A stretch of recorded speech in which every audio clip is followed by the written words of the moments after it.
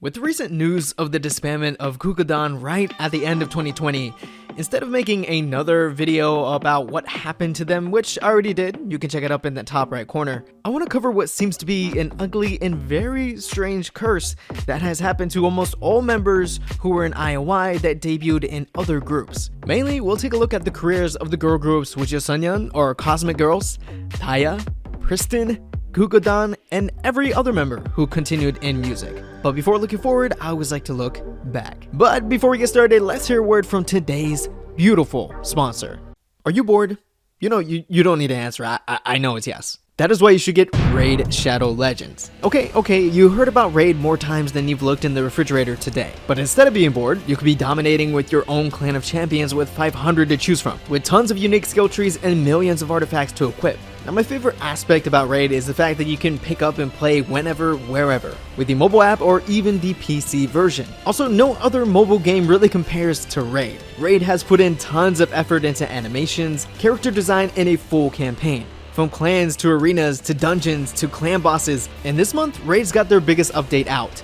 Doom Tower. A giant tower with 120 floors, a bunch of secret challenge rooms, and 12 hardcore bosses to take on. Now is a fantastic time to start playing, and to help everyone get started in the tower, the Raid team are giving away a special champion, Bulwark. He's gonna be a huge help in the tower against those bosses. Just look at that glorious beard, man. If you want to get a head up on the competition, hit the link in the description to get your free Void Champion, an XP booster, 50 gems, some energy refills, and even an ancient shard will be waiting for you as soon as you get into the game. And that's not it. You'll find extra rewards in your inbox for the next 30 days only. So if you want all of those goods, just click the link in the description and I'll see you in the game. Now first, let's remind ourselves who debuted from Produce 101 Season 1 and promoted in IOI.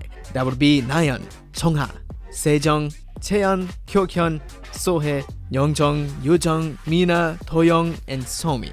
If you focus on those who continued in K-pop after IOI, that leaves everyone except Sohee, who wasn't really an idol at first until joining the program and then went back to acting. Nayeon and Kyokyun debuted in the Pledis entertainment group PRISTIN. Sejong and Mina debuted with the Jellyfish entertainment group Gugudan. Chaeyeon debuted with the MBK entertainment group Daya. Youngjung debuted with the Starship entertainment group WJSN. Yoojung and Toyoung debuted with the Fantasio entertainment group Weki Meki, leaving Chung Ha and ultimately Somi to debut solo. Chung Ha with MNH Entertainment and Somi with the brand new Black label.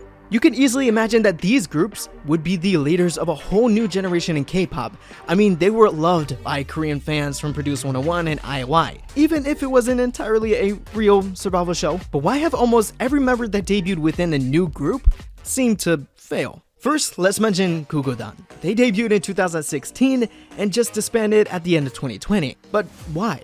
As I said in my What Happened to Gugudan video back in the summer of 2020, Gugudan was arguably the most vocally talented group nobody heard of. There's no explanation as to why Gugudan wasn't really noticed for their abilities, and in fact, they disbanded without even their first win. But that doesn't mean they didn't try, and Jellyfish Entertainment did give them some promotions, but towards the end, it got pretty dry.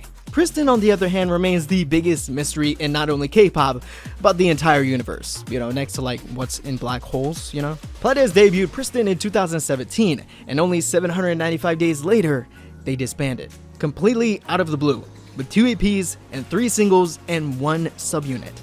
That's what Pledis wrote for the most promising group out of Produce 101, leaving all of the members behind, and really none of them continued in K-pop. Now, Daya debuted in 2015 and are still technically active, with the comeback planned for the first half of 2021, as reported by their company MBK Entertainment. But for a group that is still active, it really doesn't feel like it. With a combined 1 music show win in their 5 years as a group, Daya can't seem to crack the code when it comes to commercial success. And their difficulties in member change-ups didn't help. Member Seunghee was added to the group right before debut, and then after debut, she left. Then Daya added Chaewon to the lineup in the same promotion period. Yeonjun left due to health problems in 2018. Then again, in the following year of 2019, member Jennie left because of a past knee injury that continued to be an issue. And even their last comeback with Hugyu was without their face of the group and past IOI member Chaeyeon and Somi. But you have to give credit to Daya. As a whole group, they got heart, but they are the oldest group that came out of Produce 101.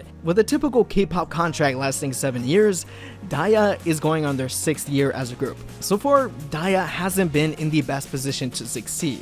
WJSN, or Cosmic Girls, debuted in 2016 and have been the most successful group on this list. With 8 music show wins under their belt and over 500,000 albums sold, Cosmic Girls seems to be the only group to have broken the Produce 101 curse. Well, almost. Cosmic Girls debuted with 3 Chinese members, Seungsu, Changyi, and Miki, till they started promoting separately in China in 2018, and they haven't rejoined the group since. But that didn't stop Cosmic Girls becoming a main part of K-pop girl groups in the modern era. However, Cosmic Girls had only one comeback as a group in 2020, with Butterfly.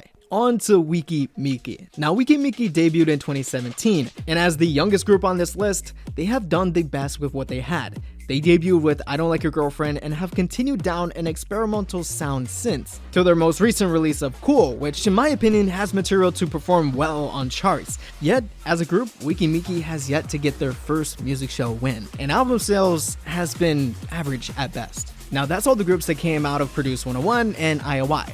But I can't go on without mentioning our solo artists, Chung Ha and Somi, who have really made a name for themselves when no one really paid attention to them when they left IOI. It only took months for Chung Ha to debut after IOI disbanded. Somi, however, ran into more trouble by deciding to leave JYP Entertainment with what seemed to be no other options for her to debut, until nearly a year later when she found a home in the Black Label, a subsidiary of YG Entertainment. Chung Ha and Somi have both lit a fire with their newfounded solo careers. Chung Ha's first year was a slow burn until the release of Roller Coaster in 2018, where that song hit platinum in Korea with 2.5 million sales. Somi, after debuting with this song Birthday, finally achieved a dream many fans had for herself, and she wanted to see too, her finally debuting.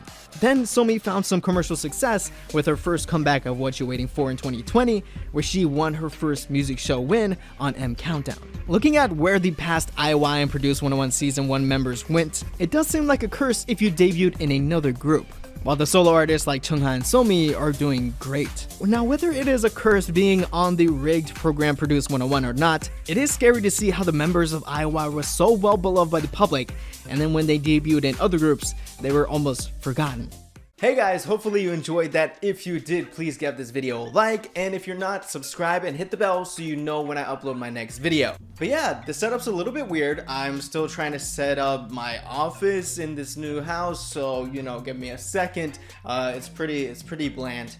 That's why a lot of videos are gonna be more commentary instead of me in front of the camera. But hopefully I'll be able to build something as awesome as the last background. So what did you guys think about the Produce 101 curse? And it kind of can be applied to, you know, Season 2, 101. What do you think groups from IOI and the Produce series, who were extremely popular when they were training in the program and debuted, when they went back to their companies and their own groups, that the fans really didn't support them as much? I mean, honestly, I am still looking for the reason why.